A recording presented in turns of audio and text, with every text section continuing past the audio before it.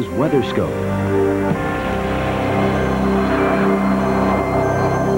The rain continues in the Intermountain West and once again in the deserts. Right.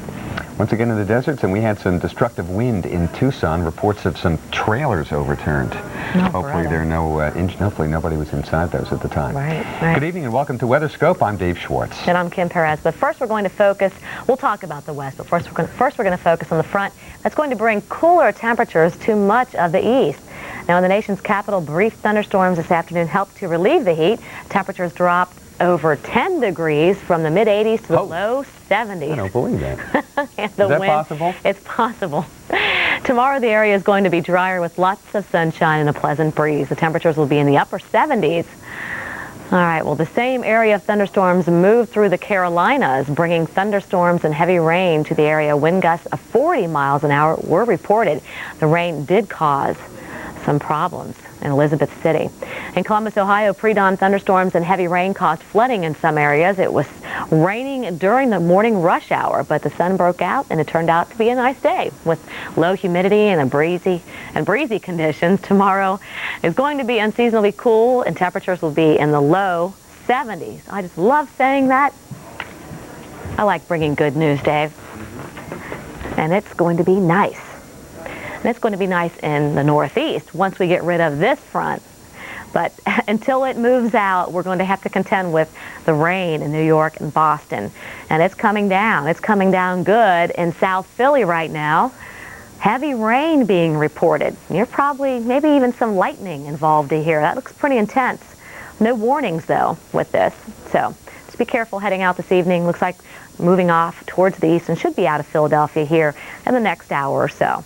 But it's raining pretty hard in Manhattan, even up to Hartford, even into Boston. So the I-95 corridor this evening is going to be wet. It's going to be slick. So just take it a little bit easy tonight. And even here in central Illinois, where we had, in LaSalle County, we had wind gusts of 70 miles per hour this evening. Severe weather winding down tonight, though, south of Chicago. And even around Rantoul and Champaign-Urbana, some showers and thunderstorms. We also had a tornado reported in Hudson County and around Cleveland and Lorain County. No warnings in effect at this time. These showers, now it's just some showers around. That's really about it. Looks like a storm here just around Saginaw and heading towards Detroit, so be on the lookout there. Even around Milwaukee. Very scattered in nature, though. And it's also cooling down. With the front well to the south now, temperature is starting to come down a little bit. 67 in Chicago, 67 in Grand Rapids, and 58 in Marquette, 59 in International Falls. And look just to the west, 70 in Fargo. So it's not getting there yet, but it will get there. These temperatures will probably continue to fall through the evening and just remain maybe in the 70s for highs on Tuesday. But lower humidity, that's another key word here. It's going to be very pleasant tonight. Unfortunately for the south, with the front still here, it's going to be warm and it's going to be humid tonight. Dew points in the 70s. That's why we had severe weather tonight here in the Carolinas. We did have a frontal trough, a prefrontal trough ahead of the front. That's what that means.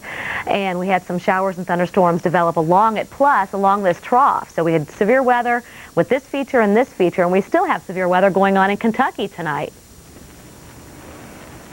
And we had severe weather in Gatlinburg, 1 3/4 inch hail or golf ball size hail. What a mess. These storms winding down, though, in the southeast and also here and on the coastal areas. So mainly interest now, folks heading to the beach tonight. Watch out, some of these showers and thunderstorms probably producing some lightning. So that'll be the biggest threat right now. Speaking of lightning, there's lightning going on in the east and there's also lightning going on in the west. And Dave's going to talk about it.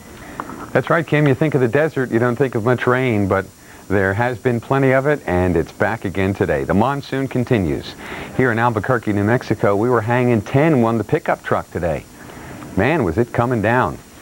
And some of these low water crossings just can't handle too much rain. And when you get just a 1/4 of an inch of rain, that's all it takes to disable some cars and get some of those traffic jams going here. The moisture continues here in the west, as you can see, right up from the tropics, right over a ridge of high pressure that kept us dry once again in Dallas, Texas. All the shower activity was to your west or way off to the south.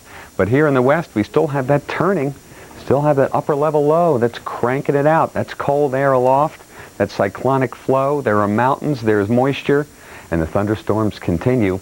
Just north of Colorado Springs, it is coming down like crazy. Just east of Interstate 25 near Black Forest, a small town north of Colorado Springs, we've got some very heavy rain. It's tapered off in Colorado Springs. Some light rain in Denver and also in Albuquerque. Coconino County, northern Arizona, strong thunderstorms continue tonight. Flathead County, Montana. I think you get the general drift, and it's going to be here tomorrow. So will the fair weather along the west coast. What a beautiful day in San Francisco. 70 degrees is your current temperature. High pressure, relatively speaking, here at the surface. And an offshore flow allowed our temperature to warm to 82 here in San Francisco, and a lot hotter in some of the East Bay communities. 91 in Los Angeles and a record 108 in Chatsworth. But where it was wet,